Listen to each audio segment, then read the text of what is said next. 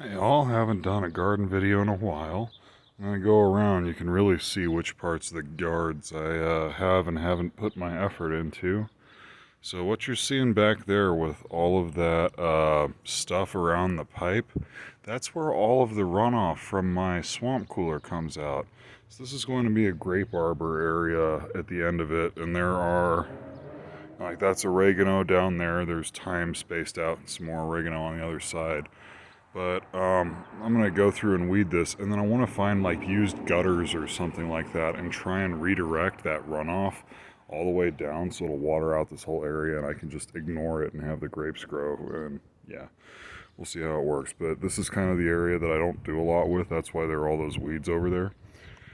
Um, this bed right here is very dry and very hot, and stuff isn't growing well. This is what remains of my lupins. I had planted 9, I now have 3, and it looks like I will have 2 soon.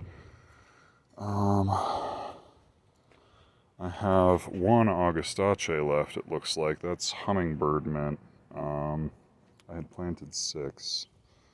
The echinacea, the coneflower, is doing okay. It looks like all 8 of those have survived, but few of them aren't doing so well. And then the yarrow is kind of the only thing. Well, daffodils are done for the season. I think a skunk ate some of the bulbs on one of them, one of the patches. And then this is the yarrow. That's the only thing that really likes this dry heat in this area, I think. So going over to the next bed. This is doing well. The irises have all come up for the most part. And then the gladiolus, ooh, garbage. The gladioluses, which is what these things in front are, have mostly come up, and the daylilies are starting to bloom, which I wasn't really thinking they would bloom much their first year, but there you have it. They're blooming. Nanking cherry is doing fine. That's well established. This bed looks like a huge pile of weeds. That's because it's a huge pile of weeds. But there are also about 25 or 30 lavender plants in here. I'm going to be selecting like my favorite lavender plant out of all of them, and then cloning it and using that for decorating the front lawn, which hasn't been built out yet. But so I'm getting started on that by getting a good plant to clone. This is the ever struggling chamomile bed. And the bush wants to keep regrowing, so I go through and pull stuff out. I really need to weed this whole area pretty soon. I've been neglecting the front, I've been focusing on the back. Here's the back. So we'll go around. Basil's doing okay. It got a really slow start. Mint is very happy. Dill is coming. I need to deadhead my rose. I'm still fighting this guy. It's huge. This is a little bit of bindweed, but mostly snap peas. The bindweed grew into the snap peas, so I couldn't really get it out until I cut everything down. But these snap peas are about done for the season. This is a line of black carrots right here. About this time last year, the cucumbers were a whole lot bigger than what they are now. There's this guy, and then there's another 1 or 2 over on the front. But that's about it. These big beans are scarlet runner beans. And then tomatillos all along here. These tomatillos are about as, well, they're not quite as tall as I am, but they're a solid 5 feet tall for these bigger ones. Blackberry patch looks like a mess. There's a lot of bindweed. Horsetail, I think is what this is called. This big one in the back. So I need to pick it up. But we're getting our first berries. First blackberries are coming.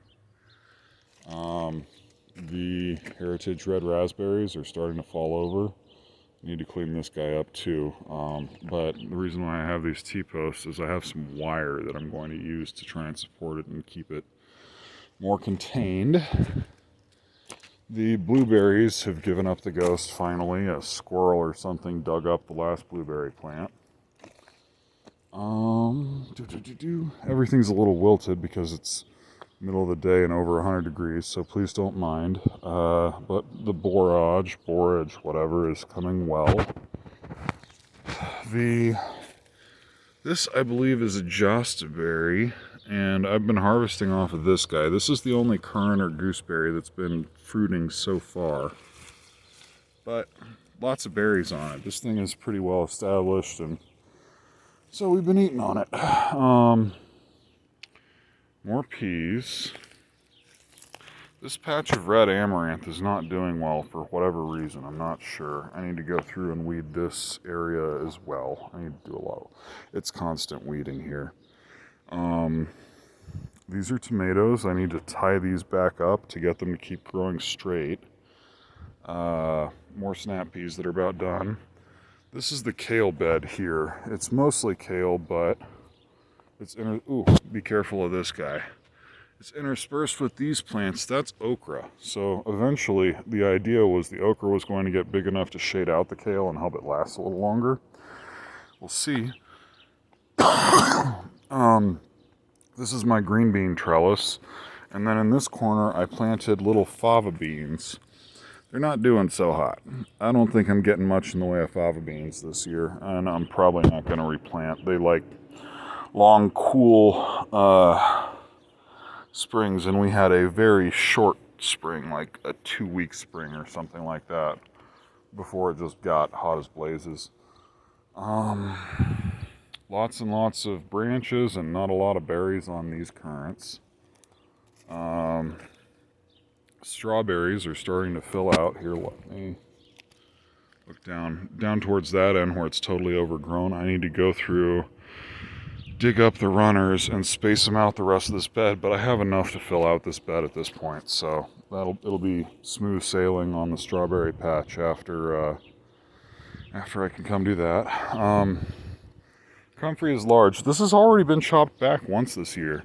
And then I've also split several of the comfrey plants. Like that guy was one that I split and planted this year. And here's another one that was like that. So eventually this will be a solid wall. There won't be those big gaps in between the comfrey plants. So, and I cut them back. I used them as mulch. That's what this black leafy stuff is. It's already decomposed for the most part. The pepper bed is huge. The onions are okay. I've got some good looking onions in here, but skunk, I think, went through and dug up almost all of the red onions. It left the cipollinis, it left the yellow onions, ate all of the red onions. I have like 2 left. What else? The beets are getting attacked by bugs. That's what's under the tomatillos over there. The turnips are doing relatively better. But they're kind of choking themselves out. Also, they're wilted, but that's mostly because it's 100 degrees. And turnips are kind of, they don't really like the heat. Yeah. Then, since it's been so long, I'll swoop through the back half quickly. We got our first cherries off of this bush this year. I gave them to a friend to try, and apparently they were edible. These are our paste tomatoes here. They're very small, but we're working on it. I had to fertilize this area. They were having trouble. Our fig definitely came back over the winter, but it's growing slowly. I think it's going to take a few more years for the roots to get big enough for it to actually like grow out, produce fruit, and like be something that we can eat a lot of. Just like this is very small for where it's supposed to be this summer and for how long it's been growing. More paste tomatoes. The nectarine is having trouble, but I don't want to baby it. I don't like to baby fruit trees because I want them to build deep roots, and if they don't survive, they don't survive. I don't want to, like, a tree's a long-term commitment. If it's not doing well, then I don't want to be signing up for babying it for 20 or 30 or 50 years or something. You know, that's just not, that's not my philosophy for that, so I don't do that. Sorry, I had a bug on me. All of the pears are starting to give me a little bit of pears. Like this guy here's a little bit of pear. This one I think I pruned them off already. And that one I pruned them off already. I'm going to have a lot less zucchini this year. These are my zucchini and yellow straight neck squash plants. I have no idea why they just don't want to grow here, but they don't want to grow in this patch for whatever reason. Horseradish is doing well. Egyptian walking onions are bulbing, or well, they're making bulblets on the top. So if anybody wants some, most of them are about ready for me to give away. If you want to start your own patch, just hit me up and let me know. The peppers that are interspersed throughout the tree area, the one little poblano over here, that guy. The peppers over on this side are not doing well. I'm not sure why. Let's see, the garden sage back there is doing very well. And then, hello bindweed, I need to weed back here. It's getting to where it's starting to get into my asparagus bed. But asparagus, all the way down. So at least the asparagus bed is alive again. Ooh, this tree's leaning. I'm going to have to do something to try and support that, or else it's going to grow crooked and pull itself out of the ground. This is a spaghetti squash. It is very happy here for whatever reason. This is a blue Hubbard squash, and it's also very happy here. This guy, like the others over there, this is a acorn squash, and it is not happy. So it's just kind of hit and miss in this back area where I didn't deliberately prep the beds well. Some are doing okay, some are not. I think that's about what I have right now. Thank you for watching. Have a great day. Take care, y'all.